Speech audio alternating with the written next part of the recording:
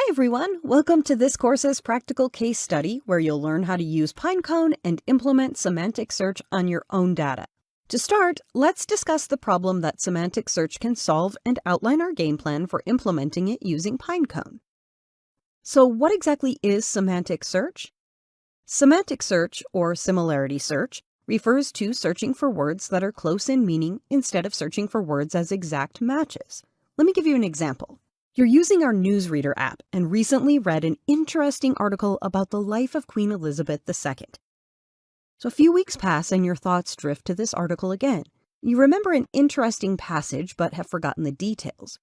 So you decide to pull it up from your app. You click on the search bar and type Queen Elizabeth Retrospective. To your disappointment, the beautifully written article is nowhere to be found as you scroll down. Instead, you find articles that refer to the royal family. However, they're much more recent and only mention the late monarch in passing rather than dedicating the article to it.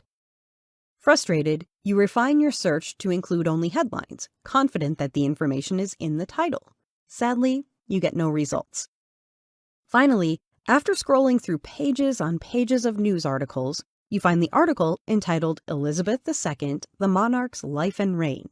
Your search didn't match those words exactly, so you didn't find it. In addition, the search results are ordered by recency rather than relevance, so an article that came out 30 days earlier, due to the news cycle, is most likely to appear on the third or fourth page of search results. So how do you solve this problem?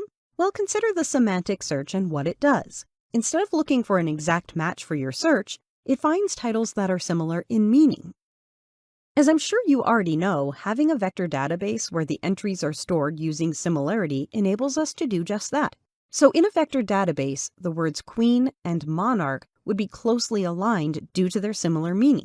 Elizabeth II would also be there, so you'd receive a high score for your search, which is close in meaning even though it doesn't use the exact words. In contrast, traditional database searches are tabular and depend on exact record matches. One of the main points of this case study concerns traditional databases and tabular data. You'll no doubt be aware that a large percentage of the data available today is stored in relational or semi-structured form. After all, storing all data in vector format wouldn't make sense for many businesses. So for them, vector databases are still relatively uncommon. Most of the time, using traditional SQL or NoSQL solutions fits a company's business better. But what if we also had text-related data in a structured format and wish to perform a semantic search? I'll show you how to transform tabular data and upsert it into a vector database, and we'll explore different ways to do this. With that to look forward to, let's finish this lesson by going through the case study game plan. We'll start by briefly defining the case study problem.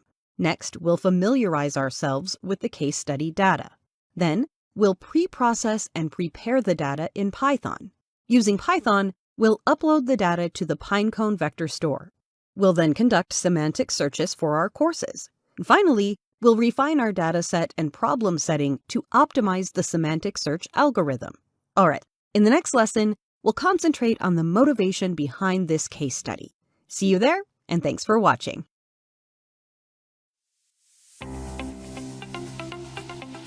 Welcome back.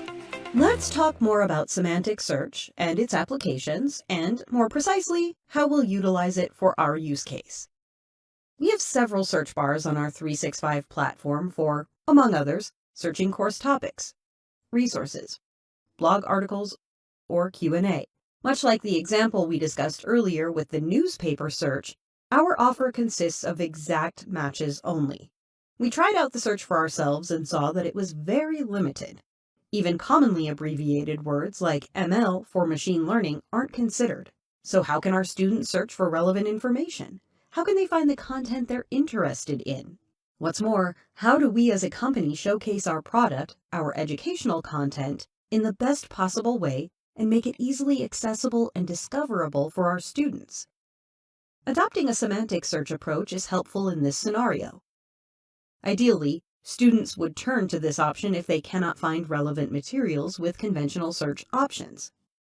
Moreover, we can implement this option in several places or just one or two places, depending on our goals and needs as a company. Additionally, This would require introducing different data sources for each search application and embedding them into separate vector stores. In our case study, I'll show you how to perform semantic searches at the course level and later at the course and section levels. This is a primary concern for students who wish to find relevant content or are interested in a specific topic, which isn't necessarily a separate course, but is sprinkled throughout the program in different courses. Let me show you an example. I believe that'll clarify matters. If I type unsupervised learning in Python, I get 0 results.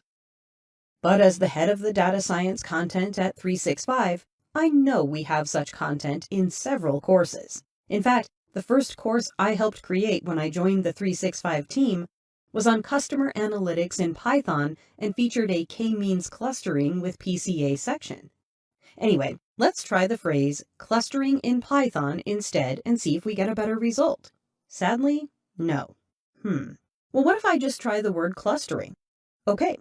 We received 2 results, the ML and Python and Excel courses. These courses have a few sections related to clustering and clustering analysis.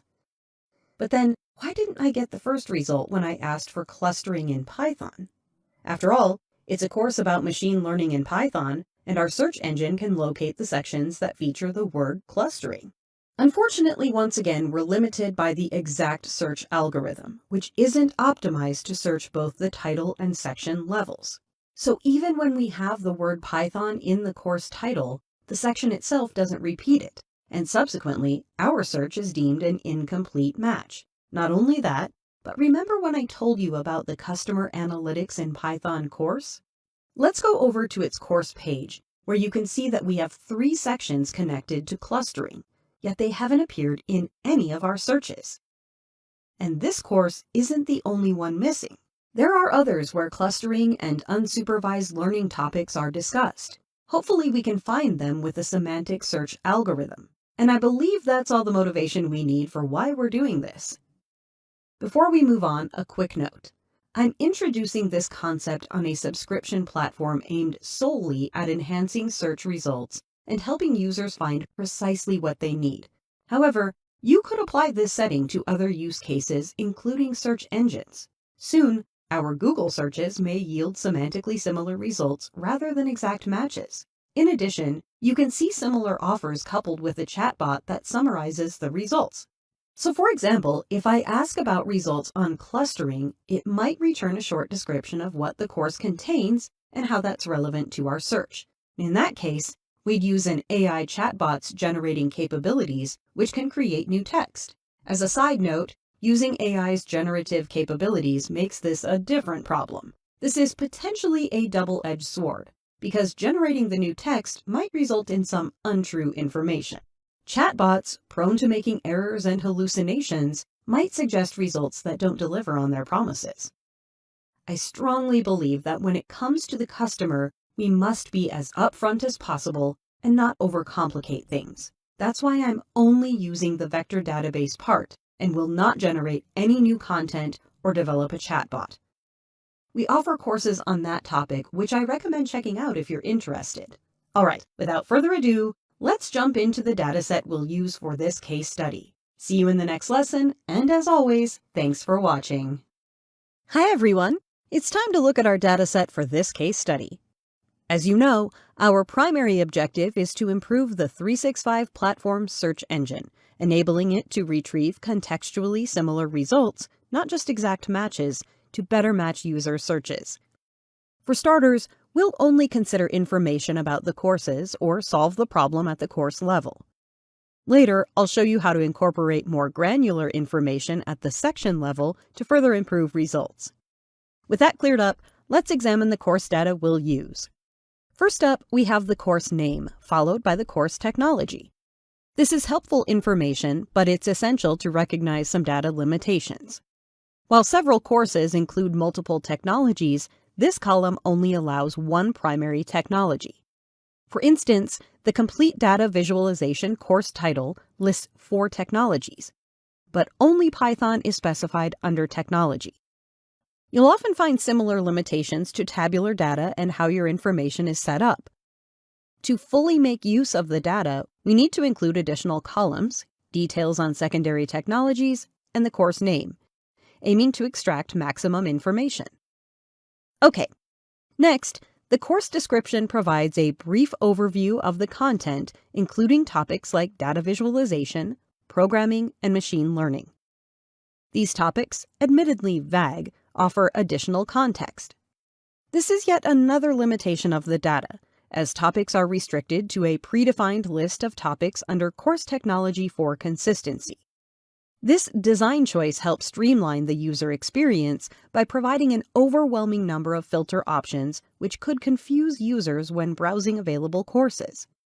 And finally, we have an even shorter course description, which is also in free-form text. Excellent.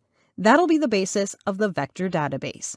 In the next lesson, we'll use Python and Pandas to pre-process the data before embedding it. See you there. Hi again. In this lesson, we're finally going to do some programming.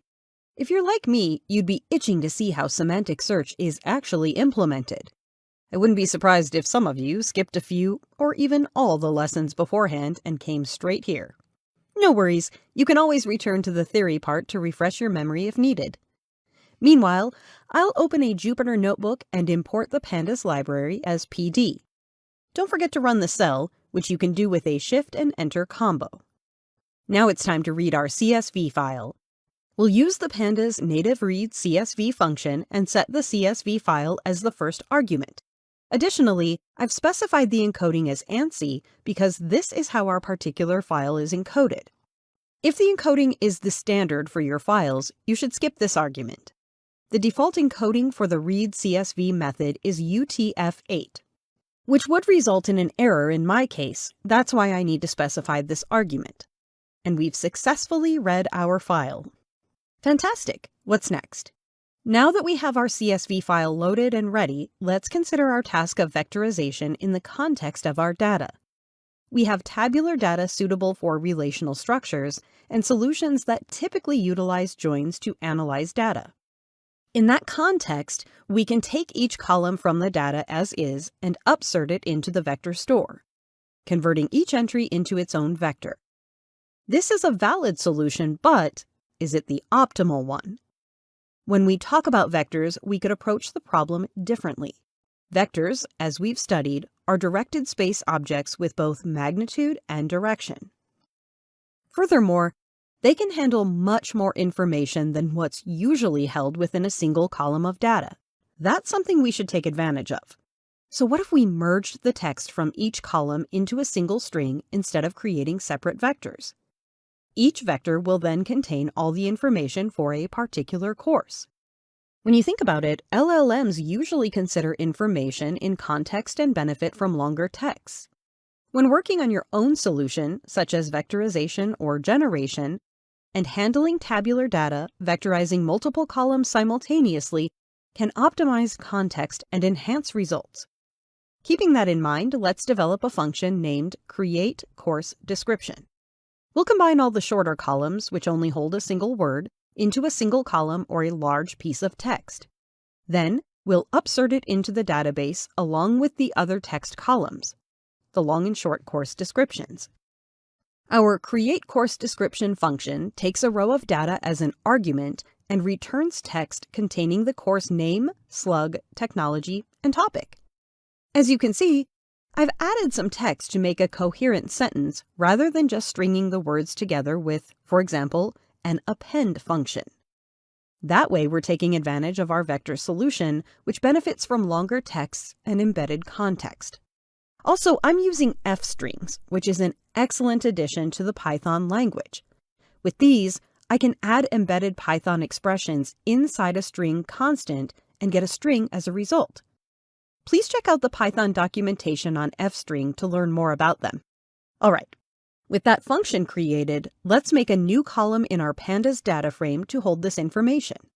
I'll title the column New Course Description and use the Pandas apply function, which takes functions and applies them to an axis of a data frame. In our case, I'll take the createCourseDescription function and apply it to all rows by setting the axis to 1. Let's see if this worked by printing the column. It seems that it has. Great. Since this is my first attempt, I'm using the pandas setOption function to display all rows up to 106, the total number of courses we offer, to check for faulty data. Excellent. Everything seems in order, allowing us to confidently move to the next stage, connecting to the Pinecone API and upserting data into a Pinecone vector database. Until then, thanks for watching. Hi again. We're almost done with the data pre-processing part, which means we can finally move on to the exciting part, connecting to Pinecone. First, though, we ought to ensure that our Python environment knows where to find our Pinecone API key. To do this, we'll use the .env package. This handy tool allows us to keep our secrets by storing them in an environment file, .env, instead of in our code, which is a big no-no, especially if you're sharing your code. You've already seen this file, so I'll just briefly go over it. As you can see, my API keys have been named and stored on a new line as strings. You remember how to retrieve your Pinecone API key, right? Just log into Pinecone and select API keys from the left side menu. Either copy one of your existing API keys or create a new one and copy that to the .env file. You'll also need the Pinecone environment. I'm using Pinecone's free version. My environment is called GCP Starter. Another important detail is that I've saved the file in the same directory as my notebook for ease. I recommend you do the same to avoid specifying the folder path, making things simpler and neater. Okay, great. Now, back to our code where we must start with a couple of imports. First, we'll import OS, our operating system library that allows us to interact with the environment variables of our system. Next, we'll import Pinecone and serverless spec from the Pinecone library. These will be our gateway into the world of vector databases. The .env comes into play next. We'll import the load.env and find.env functions, the magic wands for finding and loading our environmental variables. This looks strange, but it's an IPython magic command that loads the .env extension. It's a special command that works in Jupyter notebooks and IPython environments. This is another magic command that uses the extension we just loaded to find our .env file. Now that we've covered that, let's invoke the load.env function in a new cell. Here we'll use the findEnvironment function we imported and set the override parameter to true.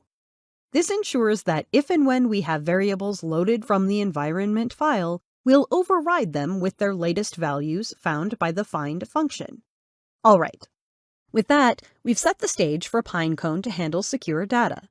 Our API key is safely loaded from our .env file, and we're ready to use it without ever exposing it in our code. That's how we keep our data and API keys safe in the world of data science. Have your .env file ready with your Pinecone API key inside, and let's get connected.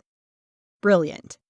With our environment variable safely loaded, we're ready to dive into the core of our lesson and case study, working with Pinecone. First, let's initialize a connection to Pinecone. To achieve this, we must import the Pinecone module, which provides all the necessary functionality to interact with our vector database. I prefer to keep all imports at the beginning of the notebook. Okay, let's examine this PC variable. This Pinecone setup requires an API key and environment setting. I'll assign these to variables from our .env file and run the cell. Excellent. Now that we've established a connection to the Pinecone server, we want to connect our index. Let's create the index variable, which will be equal to the pc.index. In the brackets, I'll write the name of the index we created earlier called myIndex. Marvelous! To summarize, we've established our connection with Pinecone and are ready to proceed with the vector embeddings. But before implementing this step in Python, we'll spend a theory lesson discussing the different embedding algorithms and their strengths and weaknesses. Hope to see you there. Thanks for watching. Hi again. Welcome to this lesson on embedding algorithms. This broad topic could fill many lessons, but I'll focus on the practical aspects you need for implementing your own data vectorization allowing you to explore further independently. But before getting into the practical side, a little theory is in order so that you can fit this piece of the puzzle together with everything we've discussed on vector stores. Let's specifically discuss the different techniques that can be used to transform text into vectors. There are a couple of ways you can do this. Traditional NLP techniques like bag of words and TF-IDF are straightforward. Briefly, bag of words disregards word context instead of grouping words and assigning vector scores based on their document frequency. The second approach is similar, but accounts for the frequency of a word in a document and balances that with the frequency of said words across all documents. You can see that these methods have their application for classical NLP problems, such as detecting spam emails. But there are other ways you can vectorize your data. In fact, because of the growing relevance of LLMs and vector spaces, there are many different and intricate techniques you can use to solve this problem. Let's start with word-to-vec. Google originally developed this model, which uses predictive capabilities to generate embeddings. It achieves this through two primary methods. First, it employs a continuous bag of words approach, predicting a new word from the given context. Conversely, using the same approach, it predicts context words from a target word. Alright, what's next? Developed by Google, BERT employs a distinct method using transformer architecture and attention mechanisms. Although we won't cover it in this course, you're encouraged to explore the Intro to LLMs course for more details on transformers and attention. BERT is more advanced than any of the above-mentioned techniques. It creates better word embeddings because the model is pre-trained on massive word corpus and Wikipedia datasets. But BERT can be improved by fine-tuning the embeddings on task-specific datasets. Unlike previous models, which generate a fixed embedding for each word, BERT produces dynamic embeddings that change based on the surrounding text, thereby more effectively capturing the context. However, BERT is most suited for language translation tasks. It has been optimized for many other applications and domains. Finally, embeddings from language models, ELMO, employ a deep bidirectional long short-term memory, or LSTM network, to generate context-dependent representations of words by analyzing the entire sentence before producing embeddings. This approach leads to richer representations, especially for polysemous words.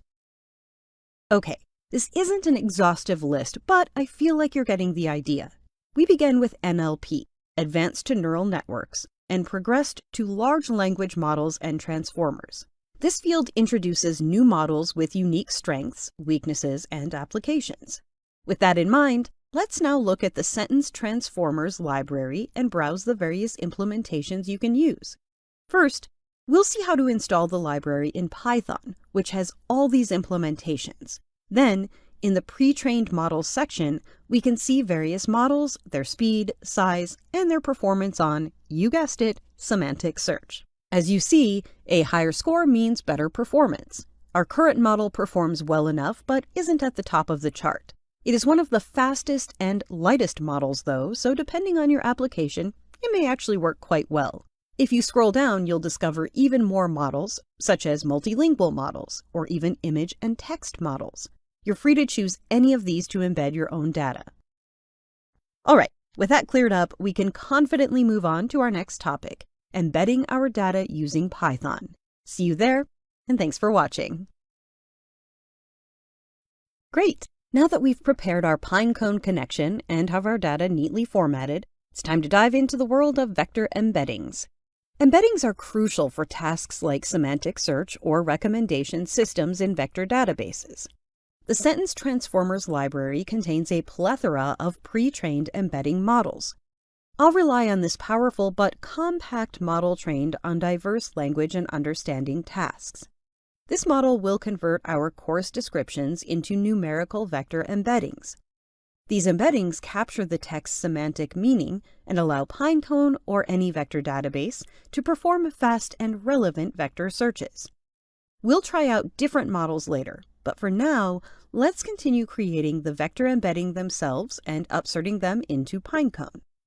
For starters, we require an embedding function, which I'll call create embeddings, to work on rows of our data. We'll merge the 3 description columns into a single string similar to the function we created earlier. That string is then vectorized using our predefined model in a process called embedding. Once that's done, it can be upserted to the Pinecone database. This is crucial because more context typically leads to better embedding quality. You could combine both functions, but I prefer this more granular approach. At the top, I'm connecting only tabular data rather than concatenating large pieces of text. Okay, next we define the embedding, where we instruct our embedding model from the previous cell to encode our newly combined text.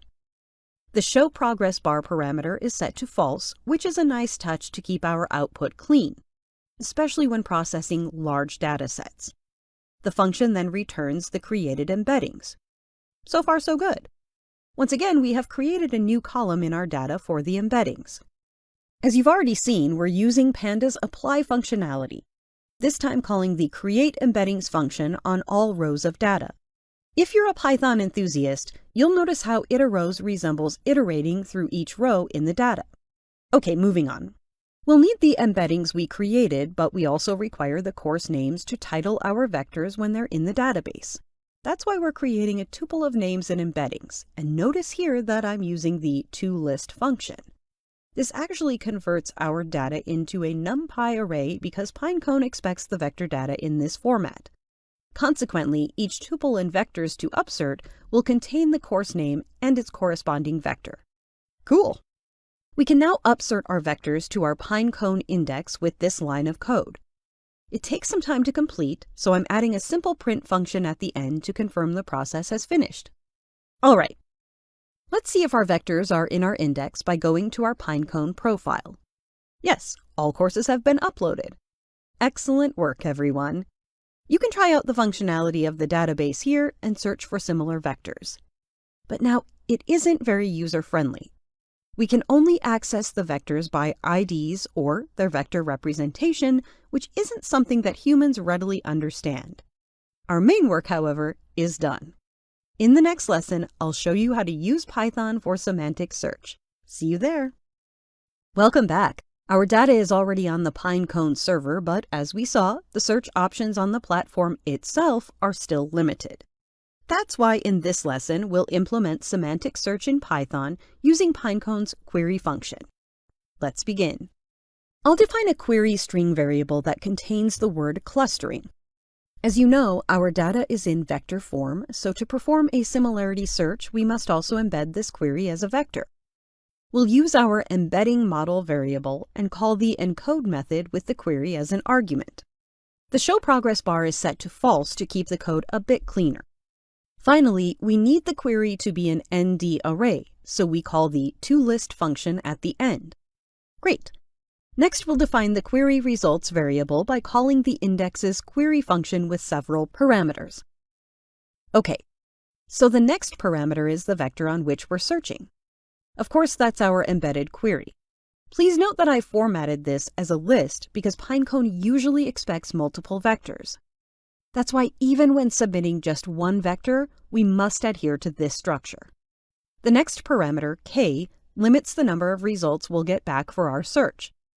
I'll set it to 12 for the time being. We'll get the results in descending order based on their similarity score to the query. That means that if I set k to 12, I'll get back the top 12 results. Later, I'll show you how to further limit your search to ensure you're getting the best results. Finally, let's set the include values parameter to true so I can get the actual course names back. Okay, let's check out what's inside the query results variable. Well, it's a dictionary containing a list under the key matches. Each element in this list is a dictionary representing a match from the query. As you can see, we've used course names rather than actual IDs as identifiers for clarity and simplicity. In our next lesson, we'll include the proper IDs for our data. Next, we calculate the similarity score between the query and the match. Finally, we also have the vector representation of our match. I'm showing you this so you can extract the necessary information from the query results. Let's go to a new line and create a for loop for each query results match. Then, we'd like to print the match's ID, which in our case is the course name. Aside from the course name, I'm also printing out the similarity score for each match. All right, The first result, machine learning in Excel, does feature a clustering component, so we're correct in getting this result back. The second result about KNNs doesn't have anything to do with clustering. The KNN algorithm is likely here because it groups similar points into neighborhoods, which closely resembles clustering at its core. So although this result and the query are close semantically, they are not the results we were looking for. As I'm familiar with our platform's content, more relevant searches should appear at this stage, and KNN should be somewhere down the bottom. The next course listed is Customer Churn Analysis with SQL and Tableau, which is unrelated to the topic, and I'm at a loss to explain its high ranking in the results. Number 4 is Machine Learning in Python, and we're finally back on track with the results. A few sections in this course are dedicated to clustering, but this result should have been right with the first result in Excel. In fact, these two courses are very similar in their structure, so I'm baffled as to why that doesn't transpire in the results. The next result also has a clustering component, but the rest of the results are irrelevant. I've prepared a homework assignment for you to test a few other embedding algorithms and see if that improves the performance of the algorithm. Don't worry if it doesn't, we'll discuss why that may be in the following lesson. But before we go, I want to show you another way in which you can limit your results by adding a threshold. It's nothing fancy, but if I limit my results only to see scores higher or equal to 0.3, I'll ensure that results with low scores that are likely irrelevant are excluded from my final results. This approach doesn't offer much since our matching capability is compromised, preventing accurate results. But we'll strive to improve this in the upcoming lessons. Until then, thanks for watching. Welcome back. If you've completed the homework assignment, you've experimented with different types of embeddings. Your results may have improved or stayed the same, or they may have even gotten worse. Most likely you haven't seen any significant improvement. So why do such an exercise, you might ask? This task aimed to first and foremost familiarize you with various embedding algorithms and their dimensions. There was another key aspect of the task as well. Despite not testing every possible embedding myself, I'm confident no embedding algorithm can deliver perfect results. That's not due to the algorithms or inherent flaws they possess, it's the data. Regardless of the algorithm, you cannot expect outstanding results with faulty data. There is a famous data saying related to that phenomenon. With limited course information, conducting a comprehensive semantic search is quite challenging. In our case, 365 courses often cover various topics in separate sections, not at the course level. Of course, despite that, a course covering numerous topics necessitates a concise title rather than an overly long or exhaustive one. You need a concise title to clarify your lesson and avoid design issues caused by longer titles that do not fit well on screens. Fortunately, we have the section names and descriptions as data, which we can integrate into our vector database to enhance search capabilities. The idea behind this is that we're enriching our dataset and including more context, which is generally good when analyzing and embedding text data. All right, there are two main ways to incorporate the data and solve the problem. The first is to aggregate the data at the course level, putting all the information about the course and all the sections together in a large blob of text that you can then upsert to Pinecone. Another approach would be to separate the courses and sections and create a vector base, in which a course coupled with one of its sections is an entry in the database. I'll show you how to do the second approach, and the first will be left as an exercise. You're also welcome to try out any of the approaches and check out our solutions at the end of the course. Alternatively, you can observe our method where we treat courses and sections as a single entity rather than incorporating each section within the course and then explore the latter scenario. At the course's conclusion, I'll share my preferred approach for my use case, but you may choose differently, as the best method primarily depends on the specifics of your data and problem setting. Okay, with that cleared up, let me show you the course and section data I've prepared for this case study. As you can see, we've retained the course info columns, but added extra columns for the sections. As a result, we see everything at the section level, and the course info of each course is now duplicated. You'll obtain this in a query if you join your data from the courses table with the section descriptions table. Let me briefly guide you through the section columns. We have the section ID, then we have the section name, and finally its description in text form. Looks quite straightforward, right? Okay, great. In the next lesson, we'll read this data, and I'll show you how to create a separate entity for each section to upload to Pinecone. We'll also include metadata to help you navigate the data more efficiently. Until next time! Hi again! In the last lesson, we discussed our new dataset, which features descriptions on the section level. So when we create our new vector database, it will also be embedded at the section level instead of the course level we previously had. As a quick reminder, in the practical task, you'll try another approach, where you jumble the section and course data at the same level and create your vector database that way. Both are valid approaches. You can compare them at the end of the course and see what works best. For our task, though, let's start by loading the new data into a CSV file and using the same encoding. Additionally, I've included the magic commands to utilize our API keys from the environment file and made the necessary imports for this lesson at the top of the notebook. Okay, after running the cells, we'll create our course section bridge. Let's create an ID unique for a course and section. We'll append the course ID with the section ID and add a dash between them. That way, we have both a unique identifier and a way to discern the original IDs. Great! Next, we'll add a metadata column, upload it to the vector database, and quickly identify courses and sections during the searches. That's extremely helpful because, as you've already seen, the vector format makes it impossible to discern what entry we're looking at. We'll use the familiar apply function in conjunction with a lambda function. Once again, we'll proceed row-wise, creating a dictionary with keys as simple strings, either course name or section name, and values corresponding to the specific names at that level. For this case, I'll add another key value pair in the metadata dictionary along with the section description. Now, you might leave this out and have only the first two pairs, but let me justify why I'm adding it. Firstly, when testing the model, I need to review the section descriptions to determine their relevance, since I'm unfamiliar with every course section in the program. Furthermore, I haven't memorized the text description, so I want to ensure I'm not missing something by displaying it after each query.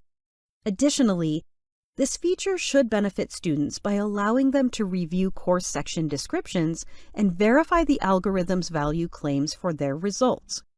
It may be that a recommendation has received a high score, but isn't relevant to what the user is seeking. In that case, it's better to let them judge what's appropriate by giving them access to the complete information. Great. Moving on. We'll create a function that is already familiar to us and combines our text columns into one single column. I'm again using an F string to combine columns, including course name, technology, and description, as well as the section name and description. Note that we're consolidating the text at the section level, which means each course will have repeated information across all its sections.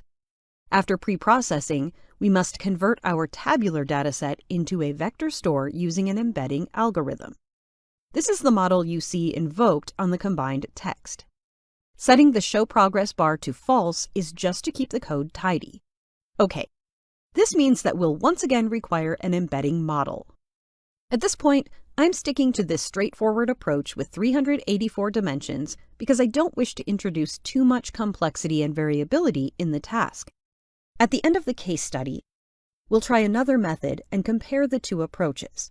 The method I plan to use later involves doubling the dimensions, which requires me to build another index and adjust the dimensions, making it somewhat inconvenient to introduce at this stage. Good. So the final column we need in our data is the file embeddings column. Once more, we are using the apply functionality of pandas and using that in combination with the create embeddings function on all rows of our data frame. Excellent work. In the next lesson, we'll continue embedding and upserting the new data to Pinecone. I'll see you there, and thanks for watching. Welcome back to our lesson about vector databases and Pinecone. We've already embedded the data and are ready to create our brand new vector store. To that end, we'll need the same setup to connect to Pinecone seamlessly. So I've added the necessary imports to the top of the notebook. I've also included the lines for loading the environment and creating the Pinecone class object. So far, nothing new. Next, I can create my index variable and set it to the Pinecone index, which is titled myIndex in my case. But if you're using a different name, you must enter that instead. Okay, what's next? We're ready to upsert our data to the vector store. We'll start with the unique ID we created for a course and section combination. Next, we'll need the embedding column, which holds our vectorized data. And lastly, we'll upload the metadata. Once we have that, we're ready to upsert the data to Pinecone. Depending on the data size and your computer, or if you're using your own data, this may take a little while.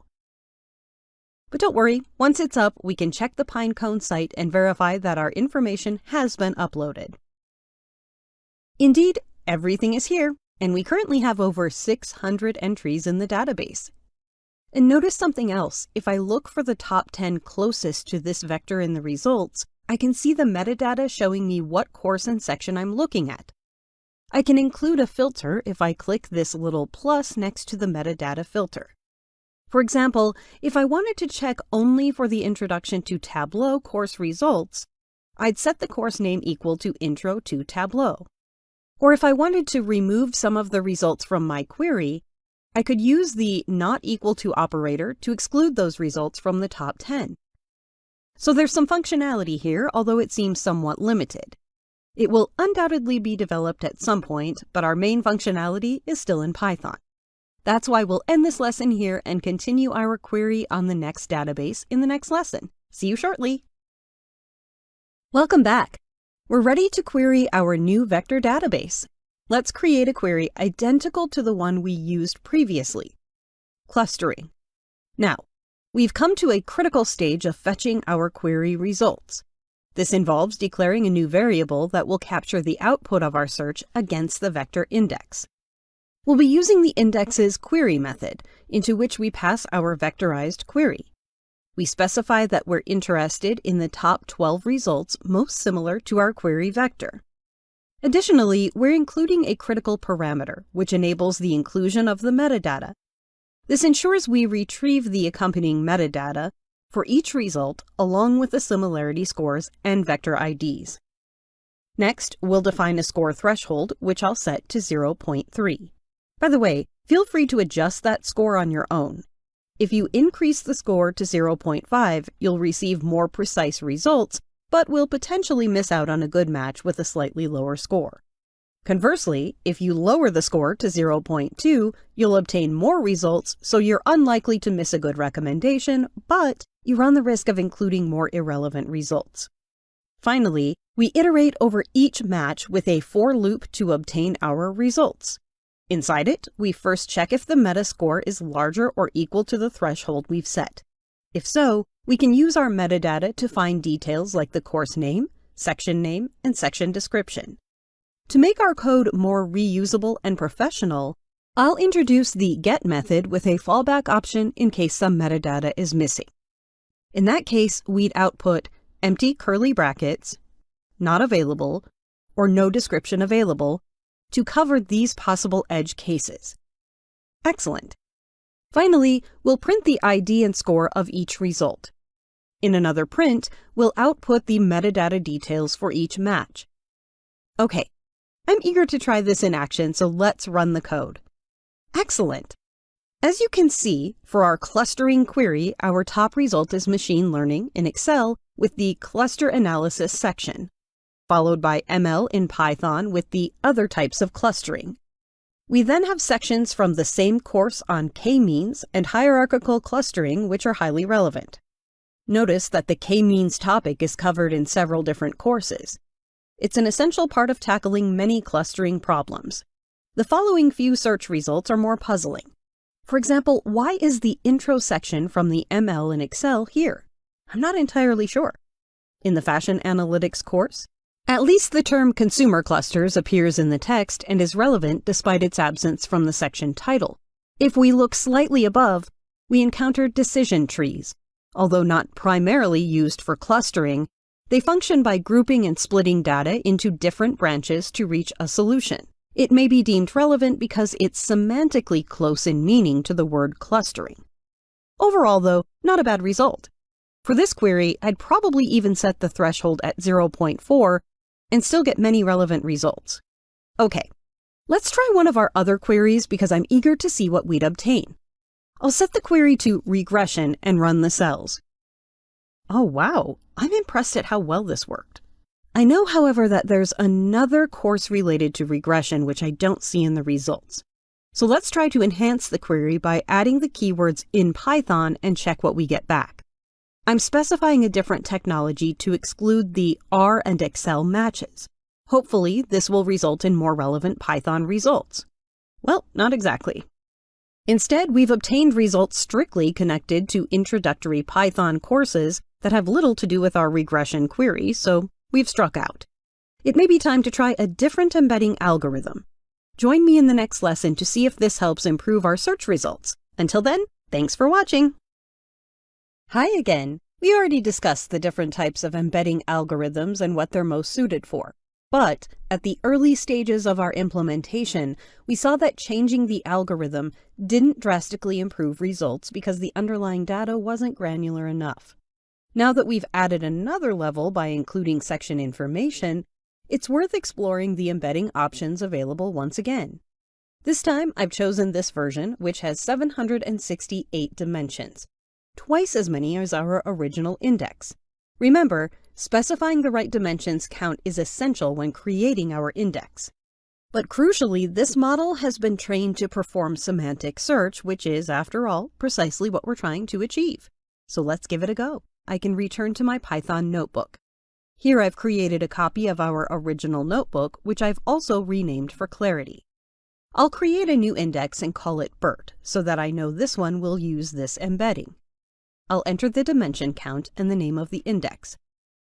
I need to revise some code beginning with the current embedding algorithm. Furthermore, since we changed the name of our index, all references to it must also be updated in the code. But apart from that, we can run the new code and everything should run smoothly. And I'm sure you're also eager to find out what the results of our query are. So let's run our regression query once more. Ah, and there it is, finally, the Ridge and Lasso regression course. This is the most relevant result because this entire course is dedicated to implementing different regression techniques in Python. But our previous searches revealed none of that. Although the word Python isn't specified in the course or section titles, it's mentioned in the description. Despite this section focusing on programming prerequisites, it remains integral to the course, which centers on Python regression. I'm thrilled to see sections from the same course among the results, including the regression chapter from the K&N course, which is wonderful. We also get results from the Customer Analytics in Python course, where we apply multi-class linear regressions and logistic regression to predict price elasticity for different foods. An Intro to Python section has snuck in somehow, but overall the results are outstanding. It seems greedy to want more from this semantic search engine, but your final task will be implementing a weighted version of the semantic search. We've presented our various parameters in text, combined them, and converted them into vector representations. But consider the following scenario. I know the course name holds more significance than the technology used, yet our semantic search engine currently overlooks this. That's why our task will be to introduce weights for the course name, section description, or any other feature you deem necessary. You'll then experiment with different weights, embedding functions, and any other changes you wish to implement to make your search algorithm superior. I've included an example code for the weighted version of the search, but ultimately the best approach is up to you.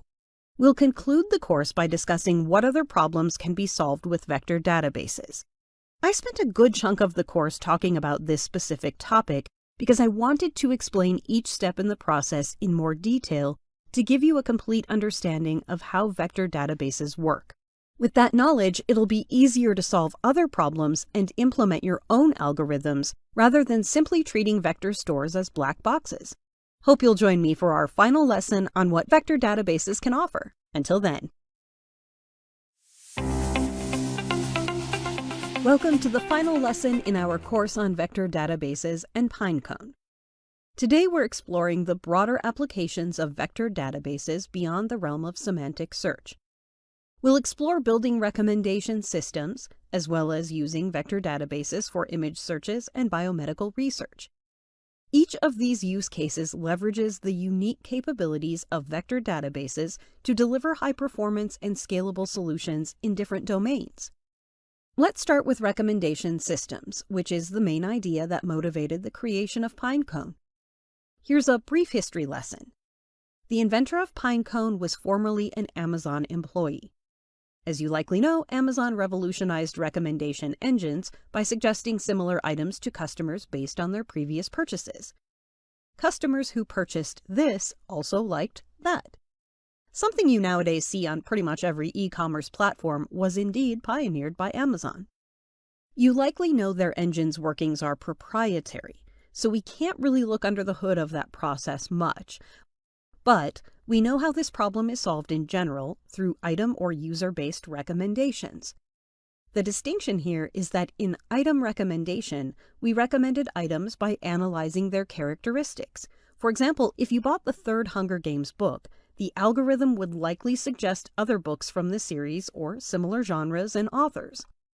This makes sense, but if I'm purchasing the third book in a series, I've likely read the previous two, so those suggestions wouldn't be ideal. What about user-based recommendations then? Suppose I've ordered this Hunger Games book. In exchange, I received several Hunger Games-themed suggestions, a diary and a mug, and a Harry Potter mug. Further down, there's even a recommendation for an unrelated but intriguing chair I like. What's going on? The algorithm in this case identifies other users who bought the same Hunger Games book and analyzes their other favored purchases. Clearly, if you're a real person, you wouldn't just buy Hunger Games merchandise, right? The algorithm has picked up that there is a crossover between Hunger Games and Harry Potter fans, leading many users to buy similar products. But it has also identified that chair, which upon closer inspection is a vintage reproduction popular among 30 to 35-year-olds, the exact demographic that grew up with these fantasy and young adult franchises. And that's basically how recommendation engines work. As you can imagine, seeking similarities, whether item or user-based, dramatically benefits from vector data representation. This insight also inspired Pinecone's founder to create the platform after leaving Amazon. As you know, representing user and item data as vectors allows us to measure similarity, as similar items will cluster closely together. Additionally, using a vector database allows for extremely fast search and retrieval compared to traditional databases, efficiently managing large data volumes, one of its key advantages. Considering Amazon's vast product range and extensive user base, a vector store enhances the efficiency of searching and retrieving information. Great! Well, I believe that's enough on recommenders, even though it's a broad topic. I've provided Pinecone links to help you understand the practical aspects of building a recommendation engine. Next up, we'll talk about using vector stores to search for images efficiently. See you there! Welcome back! Our second vector database application example focuses on efficient image search, essentially another form of semantic search, but applied to images. Solving the search problem with images is a bit more complex compared to text, which is why I thought it worthwhile discussing it in this lesson. Let's start by defining the problem, which centers around image and video content, which pose a significant challenge for search and retrieval.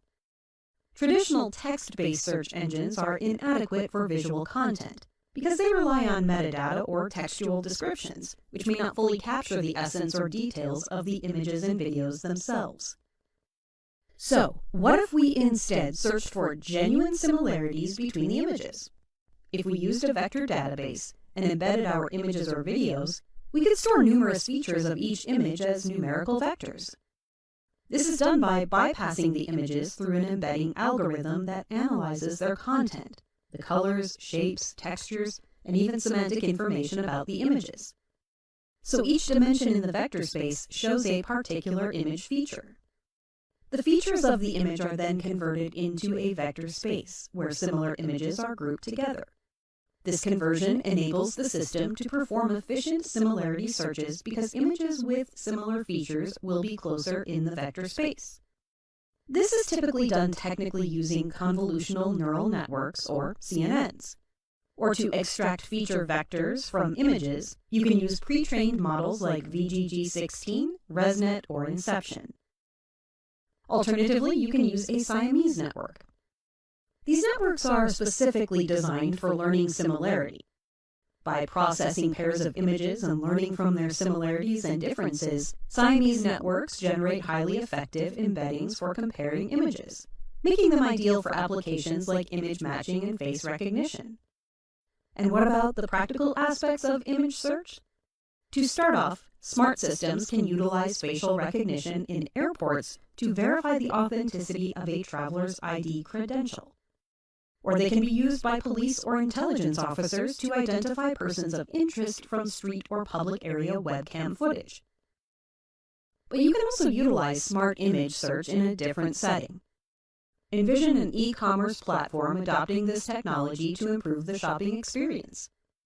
Users could upload an image of a product they're interested in, and the system would use the embeddings stored in the vector database to find and visually display similar products.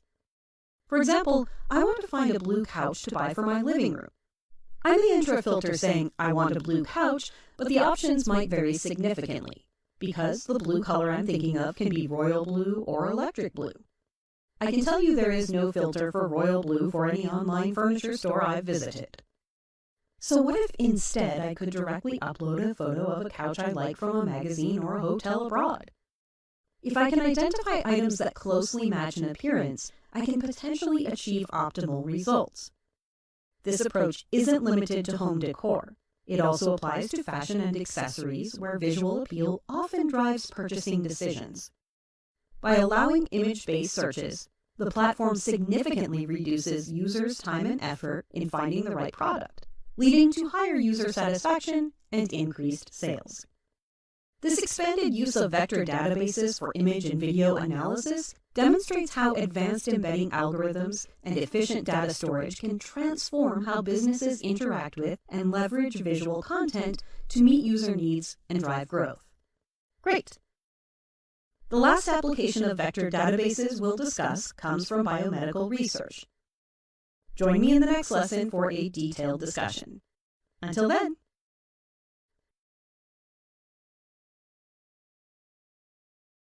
Hi again! Welcome to our last lesson on vector databases, focusing on their potential use in biomedical research, especially drug discovery. This topic, rooted in bioinformatics, is close to my heart. Before diving into the details, let me provide some background for those new to the biomedical field.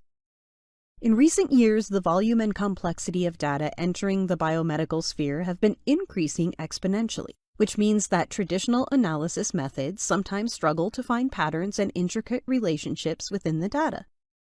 So the problem is finding a good solution and making it efficient enough to go through large volumes of data. I think you know where we're heading with this, as we've already seen that vector databases can enable us to search large spaces efficiently. The implications include aiding in disease diagnosis, drug discovery, and even personalized medicine.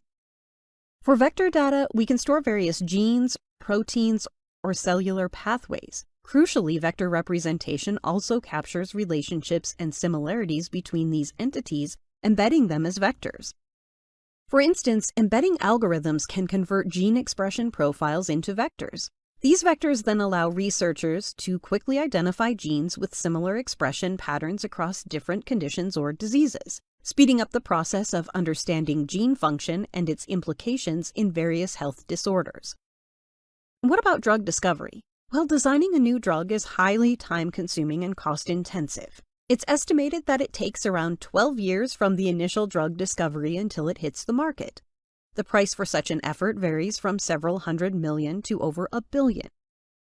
This is because numerous potential new drugs are being tested, each requiring multiple tests to ensure they are A, safe, and B, effective. Vector databases can play a role in the early stages of drug discovery. Imagine you have a database with all your molecules and drugs, including information on their molecular structure and the biological activity profiles of compounds.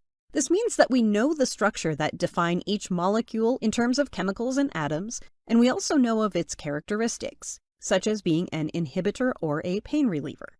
In this sense, you can say that we have two distinct vector databases, and we can look at two different ways to query a compound for drug discovery.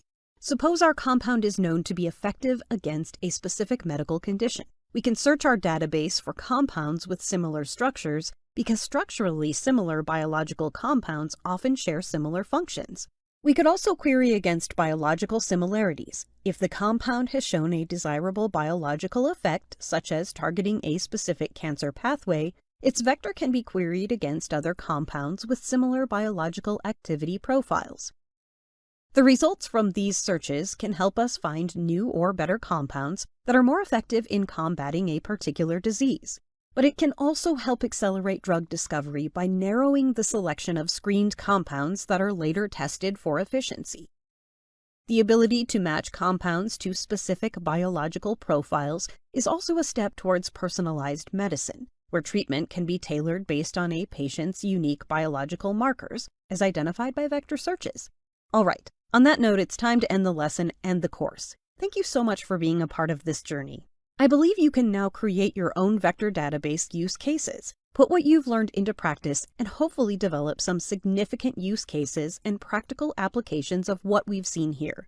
Feel free to ask questions in the comments section or share your experience using vector solutions with the community. Until next time, take care.